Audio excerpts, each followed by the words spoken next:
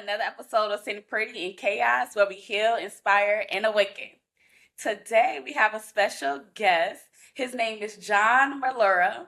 He has spent 15 years leading mission critical field testing, supporting NASA and the elite U.S. military units.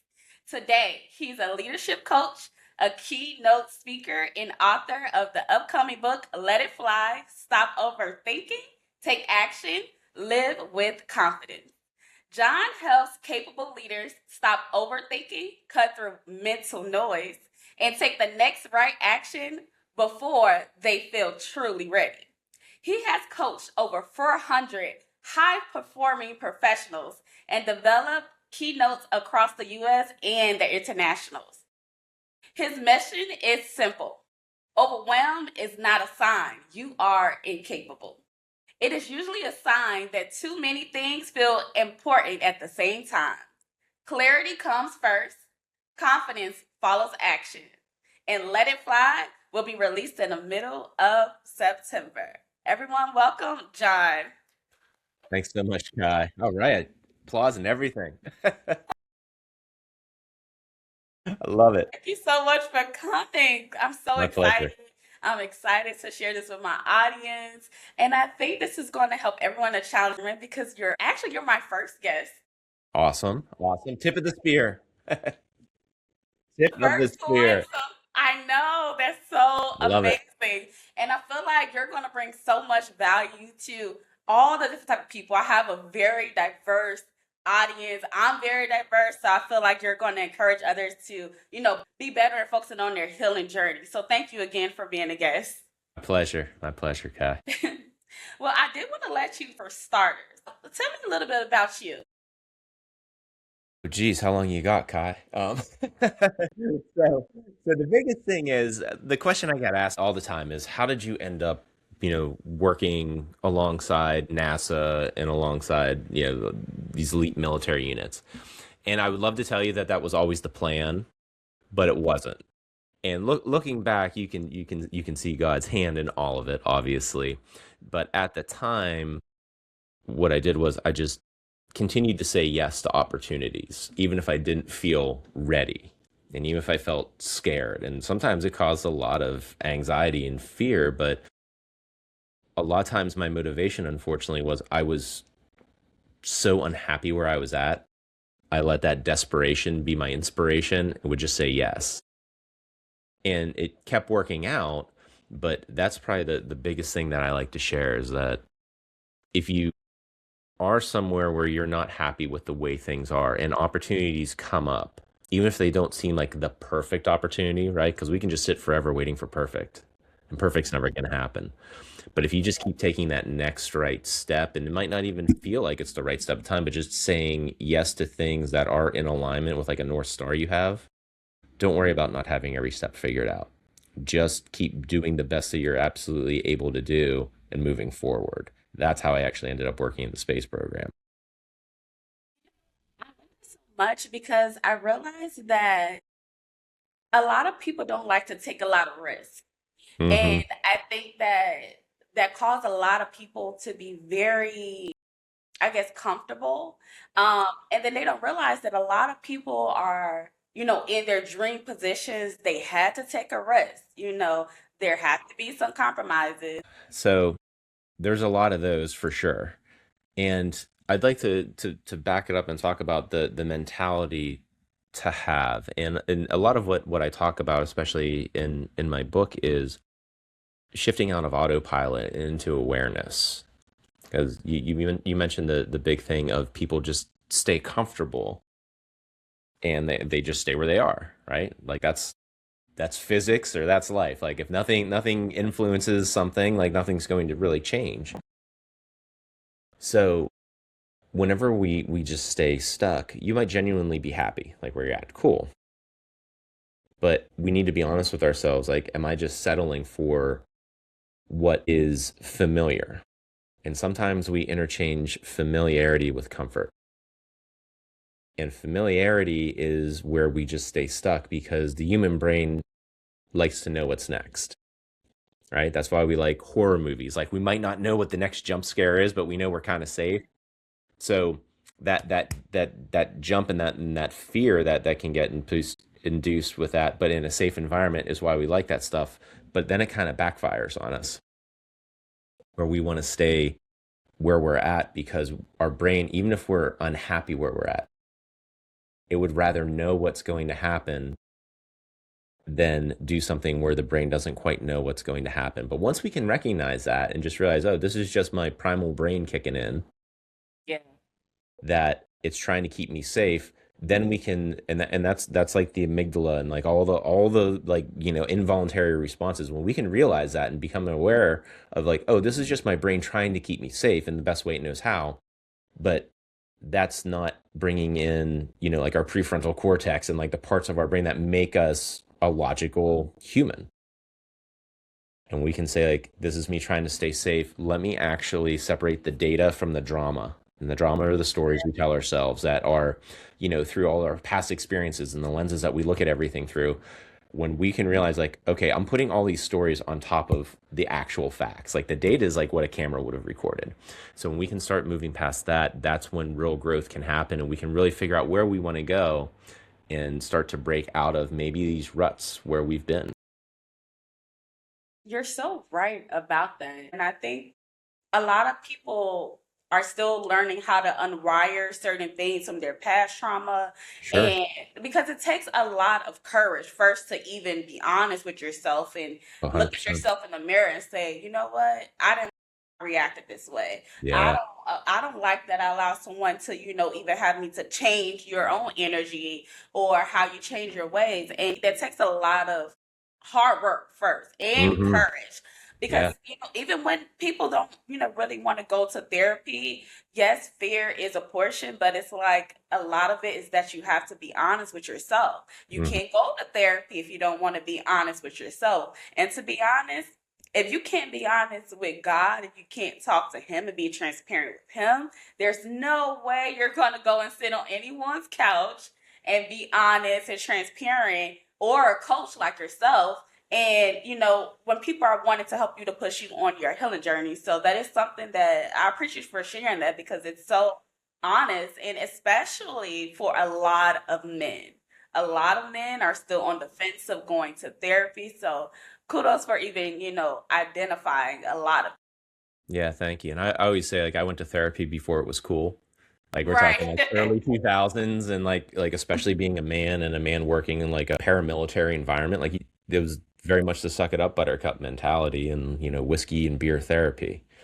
And so I realized like something had to change before something broke.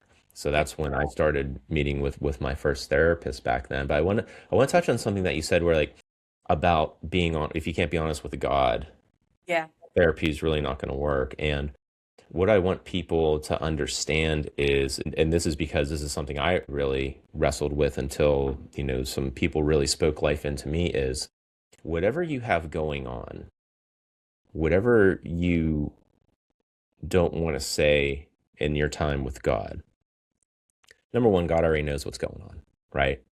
But Hello. right, he already knows. But as a, I'm a father of three teenagers, and as a father, like we want our children to come to us so we can help them walk through whatever they're going through. God's no different, but he just does it perfectly. So if you have something on your heart and you think God's not going to listen, I don't want to bother God. This is so screwed up. I don't even want to bring it to God. I don't want God to think badly of me. Number one, he already knows. But number two, he wants us to come to him as a loving father. And quite frankly, whatever you got going on in your life, no matter how messed up you think it is or someone told you it is, God can handle it. His shoulders are far stronger than any of ours.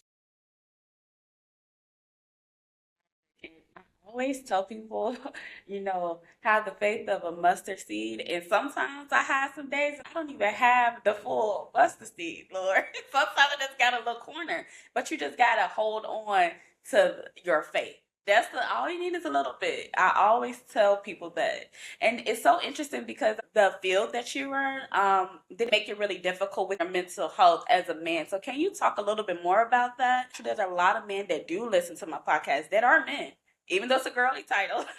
So I love that. I don't care about gender. I just care about healing and doing the work. So can you talk a little bit more about that? Yeah, so there weren't a lot of examples of like how to communicate how you were feeling. And when I say communicate how you're feeling, I do a lot of work with the first responder community now. And I always preface everything with sometimes you're not able to communicate how you're feeling in the moment, especially in a job as like a first responder or military or like where I was in like a dynamic like field environments with hazardous stuff going on. Sometimes you have to hold it together in the moment and not let it affect you. The key though is after you have a moment to decompress, you need to make sure that you have people around you, whether that's friends, therapists, clergy members, whatever that looks like for you, that you're able to process it. And you need to give yourself that space. Because so often one of the biggest things I see with people is we don't give ourselves that space to, have time with God, whatever that looks like for you. Time to just sit with your thoughts and process stuff because we're not designed to go 24/7, right? We aren't. Like that's the reason why we send robots to Mars is because they can. They can just go. We don't send people because we need a break. And if people like maybe they're in that like hustle mindset right now or that like grind mentality of I'll sleep when I'm dead, it's like, okay, that's like folly, right? But if you look at any major faith system from the history of the human experience, whether it's Judaism, Christianity, Buddhist, Muslim, Hindu, they all have rest built into it. Christianity and Judaism have a Sabbath.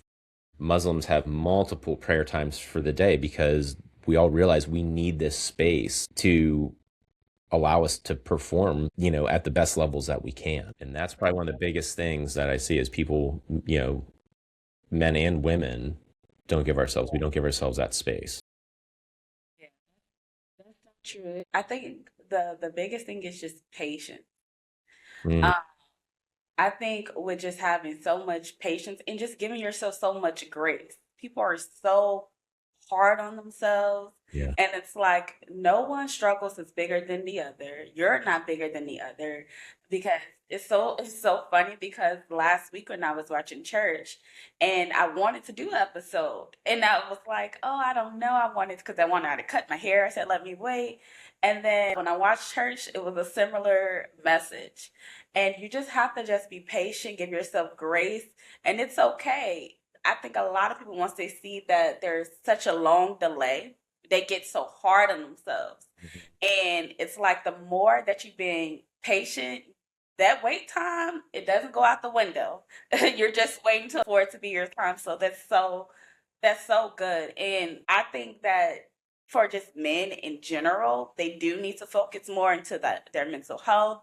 And so it's just warms my heart so much when any men are able to be honest and transparent about their own struggles, because I think the more that you're able to share and show your testimony with others, they're more likely to open up. You never know, all it could be 5 seconds and you can literally save someone's life. Right. Question. Hmm. What would you say to someone that feel that they're just so comfortable with their daily schedule, Hmm. um, because they're just unsure of what their purpose is? What would be the way or tips for them to find out and identify what is their purpose?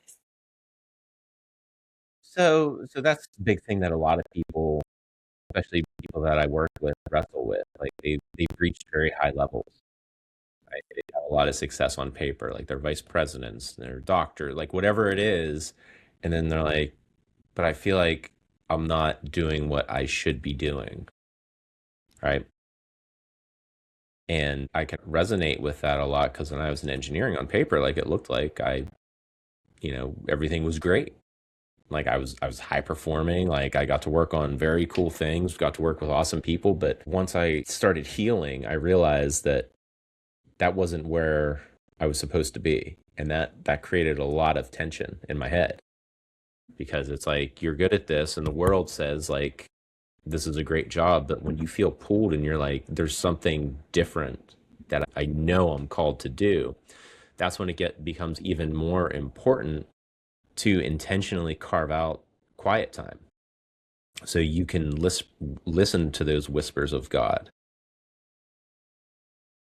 That's even more important. So if you're feeling unfulfilled or like you don't know your purpose or your purpose is so far away, my question would be like, are you intentionally carving out time to pray, to meditate, to even just sit with your thoughts? And once you do, this right here is going to be one of your most powerful tools.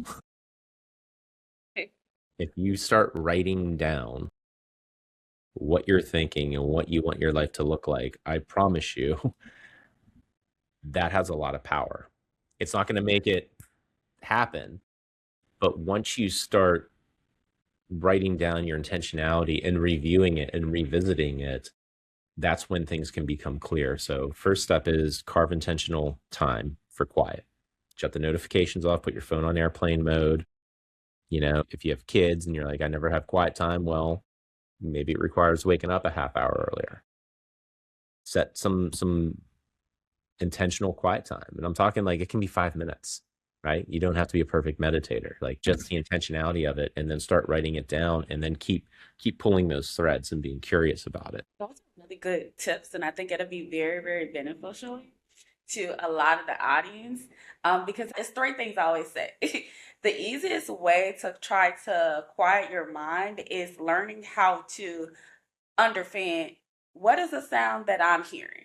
Is that Mm, my voice? Is that my pride? Is that my ego? Is it mm, yourself? Because you have to be able to, differentiate which one is it.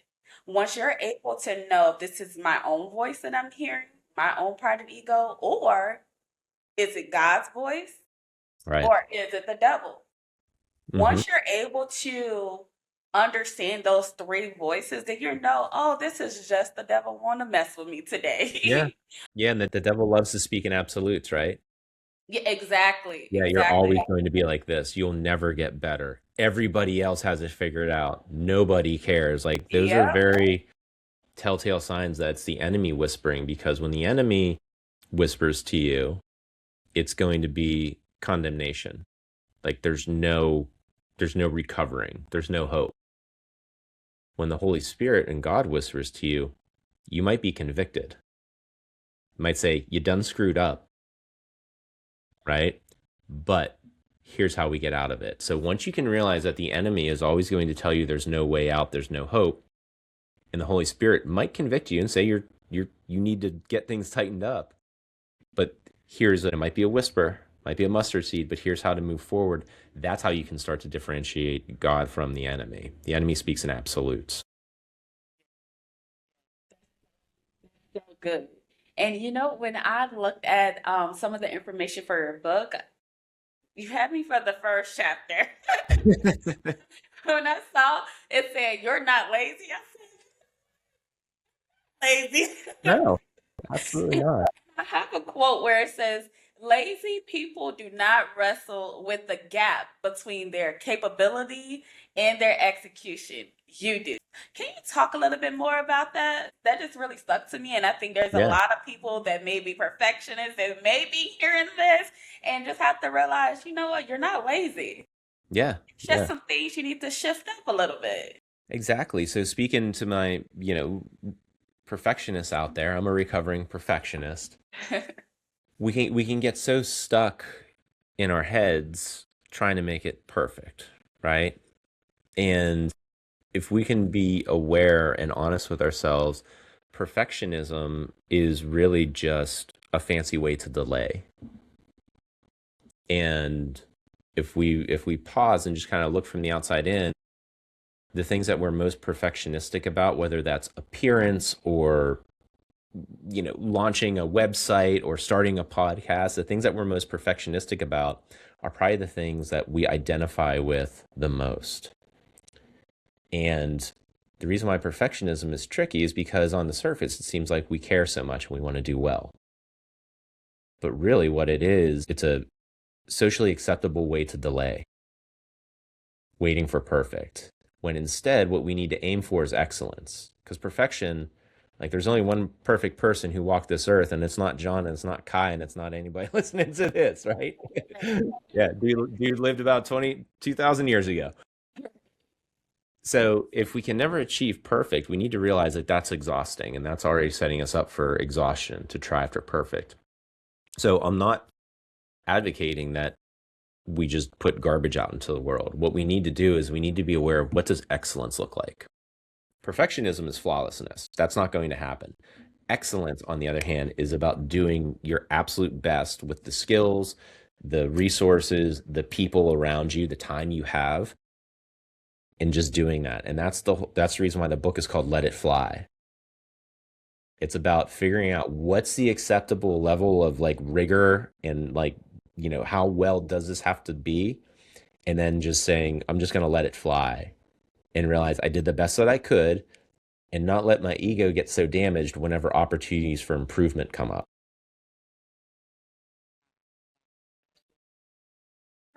Good. Thank you.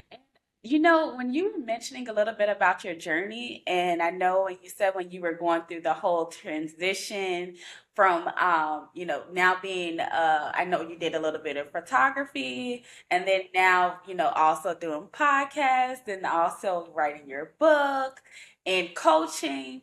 And I know you mentioned your wife. Fire away. Can you tell us a little bit more of what are some of the tips or the things that you're looking for like a healthy partner? I Mm, know once you told me when you were transitioning, and there's a difference between this is a job and this is my career, and now I'm switching over to this is what God is leading me to.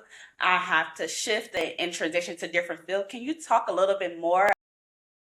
I guess you and your wife move forward in transitioning within the relationship and still upholding a healthy relationship. I think a lot of people don't really discuss, how tough it is to transition and what to look for. So I was very curious to know about that. yeah, it comes down to communication, as do most things. Yeah, for us, it's about honest communication. And the thing with communication, myself included, up until, somewhat recently or these past few years, that was a big part of our journey. And until, somewhat recently, I thought communication was all about me communicating my ideas to other people, right? That's what a lot of people probably think. And that's not untrue, but the nuance is that communication is really about figuring out how to have what you want to say land well with the person you're talking to. So when you can start to understand different types of, archetypes of the ways people receive information and identify that quickly and then adjust your communication style to that person, the message lands so much better. And it's not a matter of being inauthentic by changing how you deliver your message. You're delivering the same message, but what you're trying to do is you're trying to serve the person who you're speaking to so they can receive what you're saying. Because we've all had it where we talk one way to one person and it just seems to bounce right off them or makes them upset or they just don't get it. And then when we talk to other people, like it just seems like, oh my gosh, they got it right away. What? So, and a lot of times it's in the delivery method. So, I did a lot of study on what's called the Enneagram, and it's 9 different communication styles. And there's a book that I really recommend. It's called The Road Back to You. It's written by Pastor Ian Morgan Crone, and it talks about the different ways. And it's let me pause. It's Enneagram, not pentagram. Like this isn't witchcraft or anything. The Enneagram is an ancient like nine spoked thing where no one, of course, perfectly falls into it, but you can start to group people with like, okay, these are the people that they communicate very bluntly and they can start an argument with an empty house, or these are the people that like really want to be of service to others. These are the people that are peacemakers, and like all the different types, you can alter your communication style, and it's slight modification so it lands well with them. Thank you so much because I feel like that you just never know. And I think people, especially with the dating now, I think a lot of people are having so many difficult times for being able to identify what are some of those healthy communication ways for for them to speak with their partners. There's a lot of people that do want to, and then they just don't really know how to let the guards down. So that's why I wanted to definitely get your insight with that. I did want to ask you one last question. Have you ever ignored your intuition in any relationship, business wise or relationship? Jeez. Yes. I'm trying to think of it. The answer is yes. Yeah, the answer is yes. 100, yeah, absolutely. Um, my wife and I have been together for, geez, over 26 years, like married for 23 years. So like the dating stuff, I'm not real good on the advice on that. I'm definitely, you know, out of the technology on that and all that. But like with friends and stuff, like yeah, like there are times where it's like I realized something didn't seem right, but I think I let my own stories and undeserving beliefs of I'll be alone if I don't, you know, fall in line with this. And it's like kept me in relationships that weren't really serving me. Um, so yeah, I mean, absolutely, I've found myself in that. John, I do want to thank you so, so much Thank for you. being a guest. I really appreciate it. Everyone, please check out Let It Fly. It will be released in the middle of September. All of the booking information will be below, and we will see you in the next video. Remember, it's okay to heal one episode at a time. Bye. Thanks, Pat.